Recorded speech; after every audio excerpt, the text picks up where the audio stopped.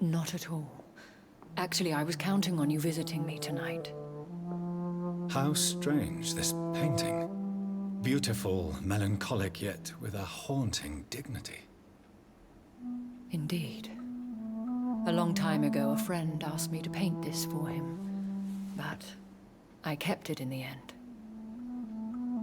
I did not know you were a painter, my lady. There are many things you do not know about me, young Ekon. Call me Jonathan. Please, call me Jonathan. Please excuse my behavior, Jonathan. I tend to tease my friends when uneasy. What is bothering you, my lady? Your letter was quite alarming. We will talk about this in a few minutes. For now, I would like you to tell me about yourself. How have you been since we last met, my friend? Mary was the murderous vampire. My maker must be powerful. My turn to ask questions. Let's talk. Just talk to her about this stuff. My sister Mary. She was made a vampire in the same way I was. She was the one killing all those people everywhere I went. Vengeance is a powerful force for those betrayed. Made vampire through careless error. Victims by surprise. I did not want that, or I killed Mary twice. Just say I did not want that. I swear I did not intend that. If only I had known then how vampires are created. That is the scientist speaking. In truth, most of us do not know how it really works. Personally, I make sure my prey will not return to haunt me. What do you mean? I am merciless, Jonathan. I only feed on the dying, and I make sure they are dead before leaving their remains. Oh yeah, I have to say I killed Mary twice. In the end, Damn. she implored me to put an end to her misery. But still, I felt I had taken her life twice. I am so sorry for my accidental cruelty. Had I known your dear Mary was still alive, I would never have sent you to pray for her soul in that church. There is no need to apologize, my lady. Your words have been most helpful in these difficult times. Thank you, my friend. If only we could have guided your poor sister through her terrible nightmare. My maker must be I powerful. came to the conclusion that my maker, whoever he might be, must be a powerful vampire. Certainly extremely old. How have you reached this conclusion? He is the only immortal I've seen appear in an ethereal form. His voice, his words seemed ancient. It was disturbing. I am afraid you are right. The simple fact that your blood made Mary such a strong Ekon proves that you must be of ancient lineage. I felt this power radiating like an aura every time he appeared. Most ancestral vampires of England were killed by the Guard of Priwen half a century ago. I wonder who your maker could be. You have no idea who he could be? Some of the ancient ones fled England. Some may still be in hiding. All I know is you, my friend, are a pawn in some secret and obscure game of chess. Okay. Alright, so now ask her questions. I think I should ask the questions, your ladyship. After all, it was you who invited me to settle this most urgent of matters. Fair enough, Jonathan. The situation is critical. We do not have the luxury for etiquette. Please do not misunderstand me. I would be delighted to discuss mundane matters and idle trivialities. If we survive the dark nights to come, we shall have all the time in the world to speak, you and I. For now, please follow me, Jonathan. I must say, your house is exquisite. One of the advantages of living forever is having the time to be selective with one's furnishings.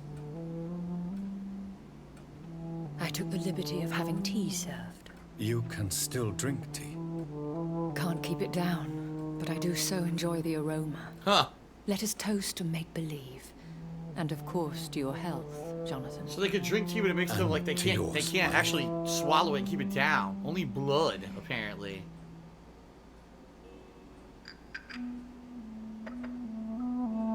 Please, call me Elizabeth. So, my lady, why truly did you invite me here? I've been asked to deliver an official invitation to meet the Ascalon Club. Okay. Who are they? Really? They are the embodiment of vampire law in Britain. Some say they influence the destiny of the Empire. Some believe they merely protect it. Will they prove it? Will they fight the guard of Priwen? I doubt it. Fergal was Lord Redgrave's executioner forever and a day. By defeating that beast, you deprived them of a powerful weapon. Huh. So Fergal was the guy killed in the sewer, I guess, right? How many are they? Only a small number of powerful and deceitful immortals. All of them entangled in a sticky web of shadow cabinets, influencing trade. Okay. Should I trust them, or is it a trap? Should I trust them? Of course not. Do Duh. not misunderstand me. They can be very useful, but I believe their long-term goals differ from yours. Why meet with them then? Why meet them then? Because nothing truly important can be achieved in this city without their consent. They could be powerful allies in this current situation. Okay. Well, I'm gonna ignore that dialogue option. Alright, let's just continue. They have done nothing but impede my investigation since I became known to them. Why would they want to see me now? I guess they now see you as Ascalon material. They must have found out what happened to your sister. Proof of the potent blood flowing through your veins. I'm not sure I can accept their invitation. I have seen their handiwork. How Fergal the Beast imposed the club's law. You have no choice, Jonathan. Even I would not openly defy Lord Redgrave, the chairman of the Ascalon Club. Who's Lord Redgrave? What can you tell me about Lord Redgrave? Who is he? Lord Redgrave is the founder and chairman of the Ascalon Club. Most mortals know him as the Earl of Bristol. He is rich and extremely influential. Have you met him or I don't even care about those questions. That's stupid. Alright. If you are convinced I must meet Those are him, dumb I will questions. heed your advice. Thank you, Jonathan. I understand your reluctance to brush shoulders with London's vampire elite. But we have no choice. Is the situation that critical? Yes. The Guard of Priwen has called for a second great hunt of our kind. And they will stop at nothing to eliminate us. Priwen and Escalon will fight? Of course they will. What is a great hunt? What is a great hunt? The first great hunt was launched about 75 years ago. In just a few nights, the Guard of Priwen located and destroyed most of the old British vampires. How'd you survive? How did you survive the first hunt? I fled, Jonathan. Like most vampires who survived that slaughter. And I secretly came back when I was sure they had lost my trail. Huh. So why do they want to do a second great hunt then? Why start a second one? Priwen has always seen us immortals as a threat to mankind.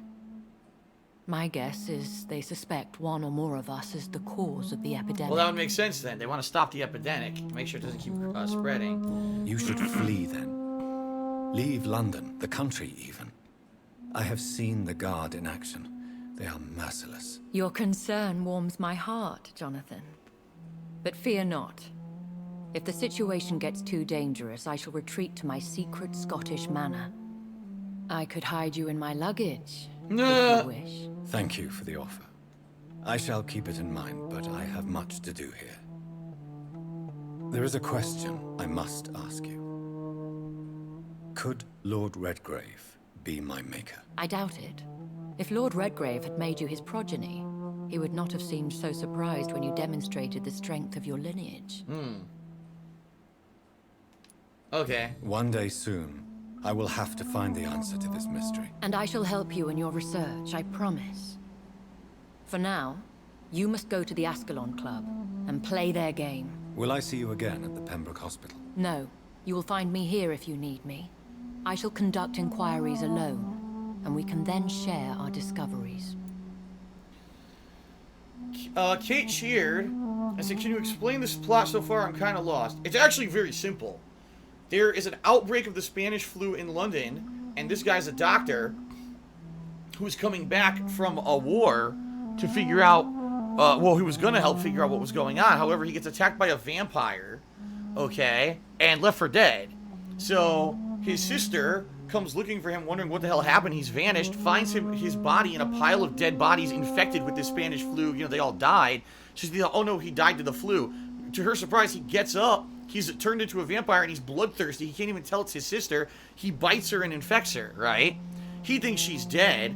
So then he runs off, you know, into the city trying to realize who he is and everything. And eventually he meets up with people at a hospital who realize he's a vampire. And the head of the hospital says, listen, I'll recruit you. I'll let you work for me at this hospital if you work at nighttime, obviously. And what you can do is research and find out what's going on with this flu. Is it really the flu, or is it something more? Because why are all these people being transformed into monsters in the streets? You know, what's going on?